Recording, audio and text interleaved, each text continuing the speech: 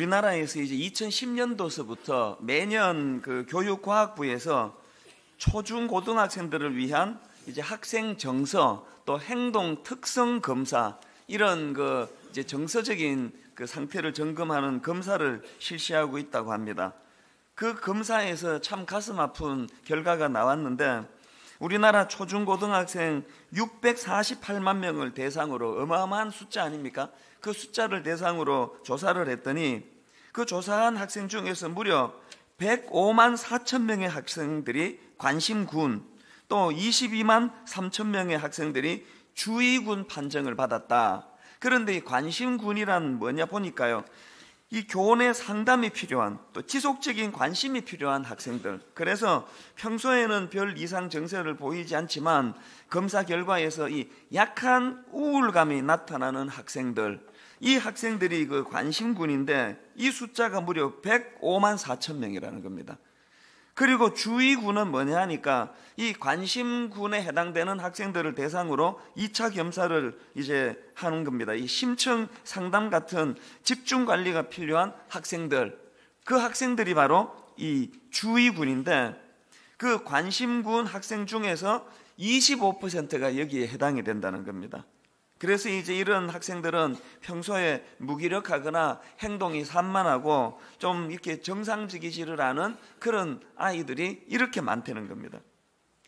그리고 가슴 아픈 것은 이렇게 정서적으로 문제가 있는 학생들이 매년 늘어나고 있는 추세고 초등학교 아이들에게도 이런 경우가 많다는 것입니다. 이 어린 아이들이 벌써 정서적으로 어려움을 겪고 있다는 것이 그게 뭘 의미하겠습니까? 또 그런가 하면은 최근에 우리나라 50대 그 어른들의 애환을 다루고 있는 책이 한 권 나왔지 않습니까? 그들은 소리내 울지 않는다. 여기 젊은이들이 계시면요, 이 책을 꼭 한번 읽어보라고 권하고 싶습니다. 우리가 세대 간의 그 갈등을 줄이기 위해서는 그 세대 간의 상황을, 형편을 잘 이해하는 게 참 중요하거든요. 그 책에 보면은 그 50대를 평한 이런 부분이 나옵니다. 습자지에 글씨 연습을 하던 초등학생이 스마트폰을 만들어낸 세대, 실패에 고무줄을 감아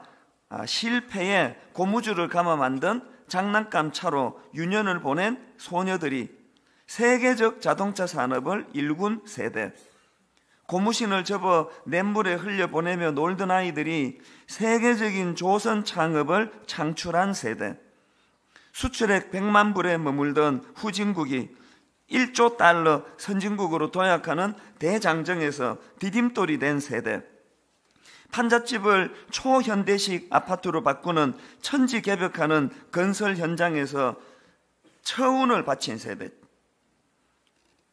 대단하게 이렇게 묘사가 되고 나서 그 다음에 문장이 이렇게 끝납니다. 각종 스펙으로 무장한 자식 세대에 밀려 쓸쓸하게 퇴장할 수밖에 없는 세대. 그러고 보니까 앞에 그렇게 장황한 화려한 미사 여구들은 뒤에 있는 이 한마디를 언급하려고 열거되는 내용 같습니다. 각종 스펙으로 무장한 자식 세대에 밀려 쓸쓸하게 퇴장할 수밖에 없는 세대. 그 책에 보면 또 이런 내용도 있습니다. 우리 세대가 왜 이렇게 되었을까? 쫓기면서 살아왔는데 이제 노후에 위로받을 것도 없고 부모와 자식도 아직 챙겨줘야 하는데 가진 거라곤 나날이 쇠락하는 몸밖에 없는데. 이 책 저자가 그 어느 인터뷰에서 한 글을 읽어보니까요, 어느 날 그 자기 딸이 이 책을 읽고 펑펑 울면서 들어오더라는 것입니다. 제가 이것을 보면서 저도 마음이 참 아팠는데요, 아무리 화려한 인생을 살았다 할지라도 이제 나이가 들어가고 50대가 되고 60대 그 이상의 연령이 되면은 쓸쓸히 퇴장할 수밖에 없는 그 수순을 밟는 게 인생이라고 한다면 참 이런 맥락에서 우리 인생은 참 마음이 아프다. 또 이 땅에서의 모든 사람들은 서로 미워하고 분노하고 그게 아니고 서로를 불쌍히 여기면서 그렇게 살아야 될 인생들이다. 제가 그런 생각을 했습니다. 제가 그 설교 준비를 하다가 어제 이 책 이 유난히 마음에 이렇게 머물러 가지고 오후에 이 책을 보면서 저도 모르게 눈시울이 붉어지더라고요. 그 왜 이 책이 이렇게 유난히 위로가 되고 또 이 책이 저에게 어제 그렇게 마음에 밟혔는가, 왜 그랬냐 생각해 보니까요, 오늘 본문 계시록 4장 1절 말씀이 이 책하고 자꾸 이렇게 오버랩이 되는 겁니다. 4장 1절을 한번 보십시오.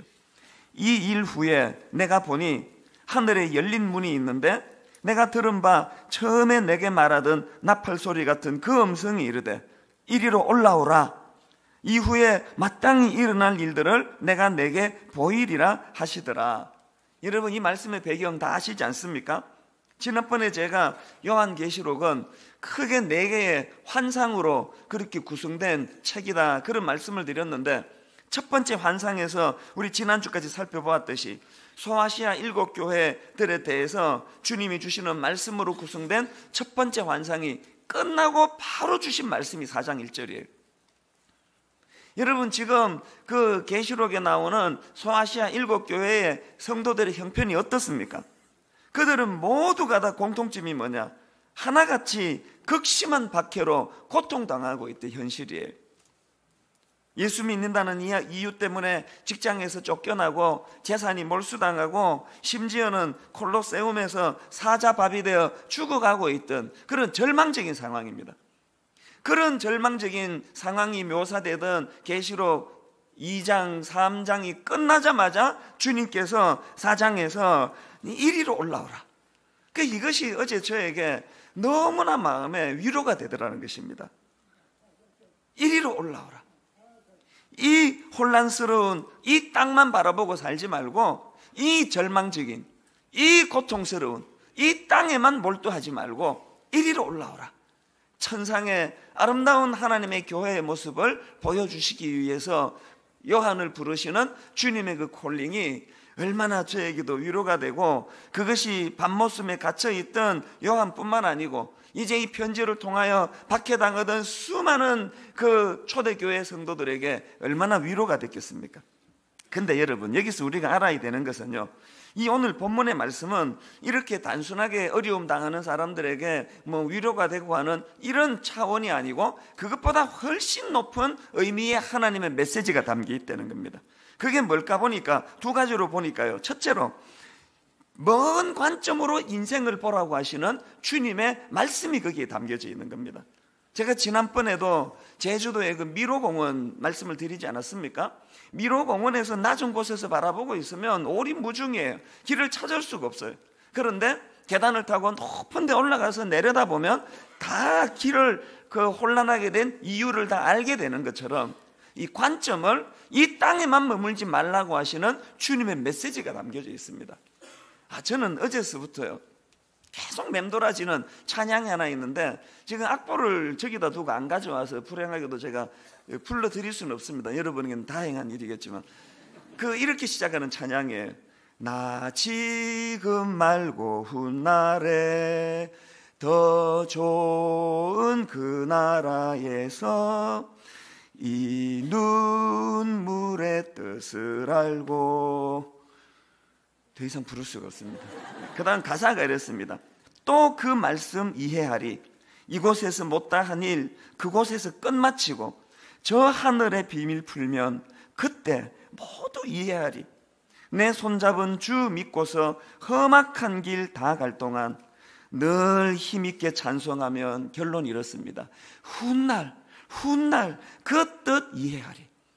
어제 제가 설교 준비를 다 끝내지를 못하고 이제 몸이 막 너무 피곤해서 이제 좀 잠깐 자고 일어나야 되겠다, 알람을 맞춰놓고 잠자리에 들어갔는데 누워서 정신이 말똥말똥해지면서 이 끝에 있는 이 한마디, 훗날 그 뜻 이해하리. 이 찬양이 계속 한마디만 제 머릿속에서 되뇌어지면서 어려움을 당하는 많은 우리 교회 성도님들이 생각이 났습니다. 최근에 일부 예배 오시다가 연로하신 우리 어르신께서 교통사고를 만났습니다. 중환자실에 가 계시는데 제가 목요일 날 그 병원을 찾아뵙고 나오면서 그렇게 눈물이 나더라고요. 하나님, 이건 무슨 뜻입니까? 왜 이런 시련이 이 가정에 이렇게 일어나야 됩니까? 그 운전대를 잡고 돌아오는데 그렇게 자꾸 눈물이 나더라고요. 어젯밤에 누워있는데 제가 아무리 질문해봐야 미로공은 거기에서는 내가 답을 찾을 수가 없습니다.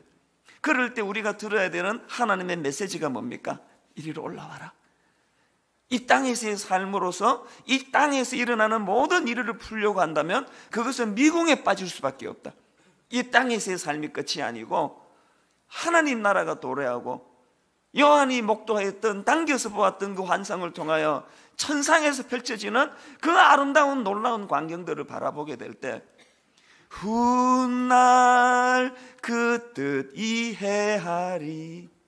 그래서 밤에 제가 잠자리에 누워가지고 이런저런 생각을 하면서 그렇게 뒤척였던 그런 어젯밤을 제가 보냈습니다. 오늘 여기에 많은 성도님들이 이해할 수 없는 어려움을 당하고 이해할 수 없는 이런 아픔을 경험하고 있다 할 때에 누구도 그 답을 찾아주지 못합니다. 그럴 때 저는 그런 모든 성도님들에게 오늘 4장에서의 이 말씀, 이리로 올라와라. 요한이 경험했던 하나님 나라의 천상의 아름다운 모습을 목도하면서 장차 내가 경험하고 있는 이 모든 것들을 다 이해할 그날을 기대하는 그런 우리 성도님들 되시기를 바랍니다.